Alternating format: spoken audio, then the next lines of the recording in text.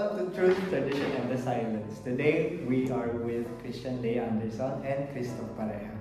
As engineering students, we always pursue precision out of anything else. We pursue mathematical prowess to know exactly what's happening behind a problem. And as members of society, we are now tackling what it means to truly pursue precision out of truth. So now we will talk about the three literary pieces we chose for this topic, namely In a Grove, The Lottery, and Six Characters Searching for an Author. Now, in today's world, it's very hard to tell what is really happening or what the truth is because it's really objective. Because not everyone gets to experience our experiences. It's very exclusive. Yes, there's bias.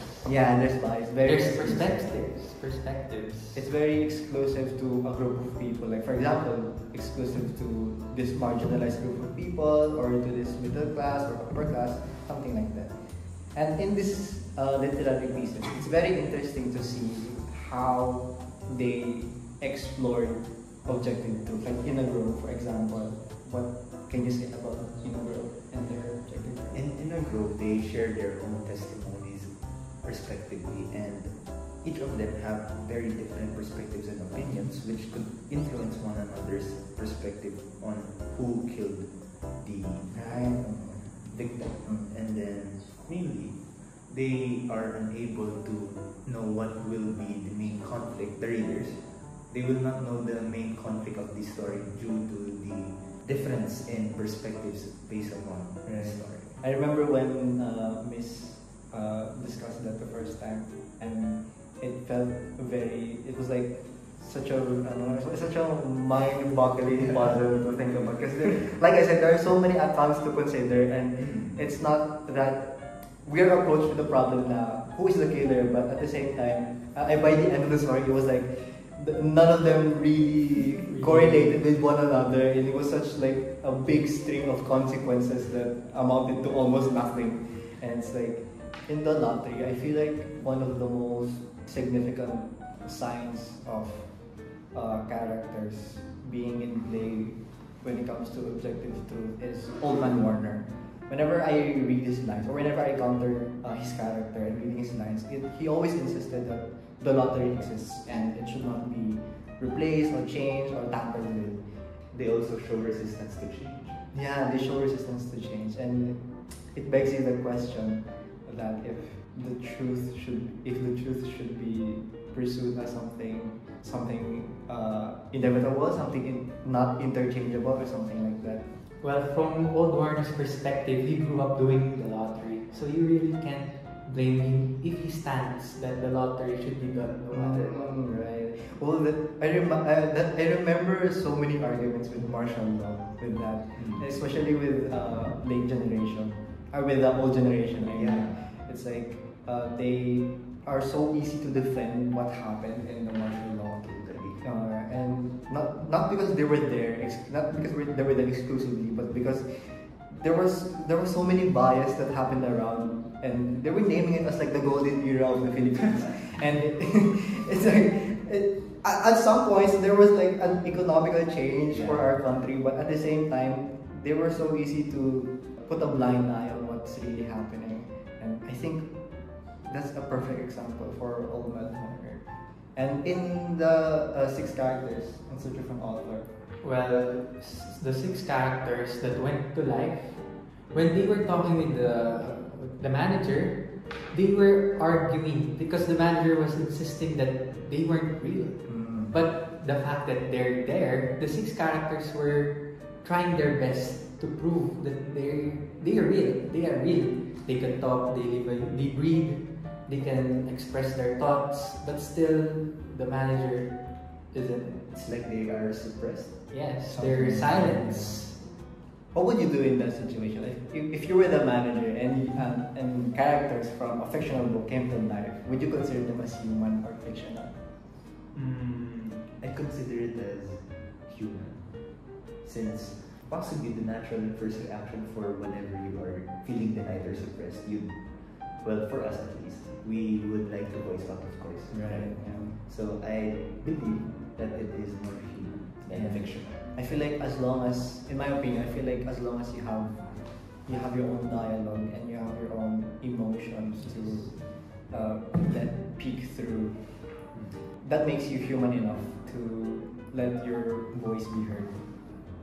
Let's talk about how these three literary pieces and the concept of objective truth translates to contemporary societal issues.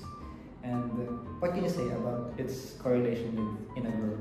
Well, within a grove, in terms of textual references, this is when the policeman accounts Tajumaru or describes Tajumaru being caught while trying to sell stolen properties. Yet there is no clear victim within the story, right? Since all the testimonies don't correlate with one another, or no one can really sum up who killed the victim. Right. So the policeman stereotypically blamed Tajumaru as the one who killed the victim, since he is a known assassin in the story. Right, okay.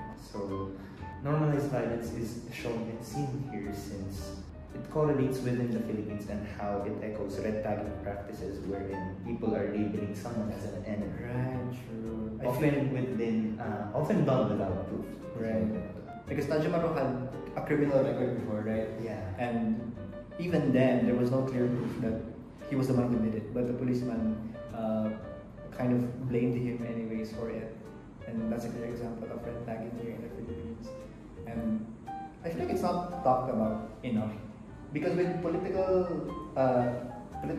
perspectives in our country, it's very easy to lean into a black and white thinking. Mm-hmm. It's very easy for people to convince you that you should take this side and you should take this side. And it's like people are forgetting to stand in the center and be neutral and pursue what really is happening or what the truth really is. And with red tagging, I feel like it happens more with journalists who are, I don't know, like really truth pursuers, let's say, and they're often red tagged as terrorists or as enemies of the country, which is not true at all. So yeah, that's a good example. I feel like in the lottery, a good example of normalized violence would be that the citizens of that village forgot what the black box was originally for, but they still remember to use the stones. And that's such a weird concept to think about, because even though that I remember the black box being such an important staple for their tradition, but they still remember to use the stones because it was so normalized. They still remembered how the tradition practically worked. And it's like, it's scary to follow something so blindly, to adhere to Like a ritual. yeah, like it's almost like a cult-like ritual. And what do you think about six characters? Well, before six characters, I'd like to point out that normalized violence isn't just physical violence. There could be verbal, True. emotional, mental. Yeah. And speaking of the quote that you mentioned, I would rather not say names, but I've noticed a lot of people following blindly idols, in where just because they idolize that person, they would forget or not listen to anyone else. Right. So if a person who thinks properly will say, "Oh, I think you're wrong about that," that person would go like, they wouldn't care, they Right. would just follow the person they idolize because they idolize them. And for me personally, that's violence. Well, back to the six characters. Six characters, if I recall properly, the father mentioned that each of the six characters had their own truths, in which the manager ignored them, didn't listen, or didn't give them a proper chance to voice these truths out. This example is very, very noticeable with indigenous groups, tribes, activists. Right. These people are trying their best to get their voices heard. Yeah. But there are really certain factors or people that are so against it. So I really wish people would stop that. I really wish their voices are more heard Makes sense. to bring social change or social impact. Yeah. I remember arguing some of my relatives about that, how they were defending that whatever's happening, the war on drugs, like whatever's happening with that war was good. Even though they were like very religious people who values life more than anything, just because they're fanatics of the Duterte administration, they were so Very We're confusing. so Yeah. happy. they were happy that the criminals are finally being eradicated. It's good, like less crime whatsoever. And there were so many factors that they weren't even considering, like fake evidences or not Like enough the red evidences. tagging you mentioned. Red tagging, earlier. exactly. They're Yeah. framing people and Yeah. they just do it for them to be able to show something that they are able to do something. Yeah, Government. that they progress. Yeah. Actually, yeah. So yeah, that's the closest thing that I could think of. Speaking of normalized violence, it's easy to say, or not easy to say, but it's inevitable for people to be silenced amidst everything that's happening, especially when there's wars or when there's conflicts, and a lot of people choose not to talk, or a lot of people are made to not talk. Yeah. Something like that. Either forced or Coerced. Yeah, right. So, what example can you provide with In a Grove? For In a Grove, though the bandit and the wife and the samurai all spoke there and shared their testimonies and they voiced out in terms of the woodcutter, who may have seen what actually had happened when the victim was murdered. It was ambiguous and possibly dishonest, as said here. His account shifts between retelling and self-preservation, and it suggests that even witnesses chose silence or manipulation depending on their interest, it leaves a real truth within these shadows. It's a very webbed system. What made me very interested in the Yeah. story. But yeah, You could not discover what the real conflict was. that's what made me very interested.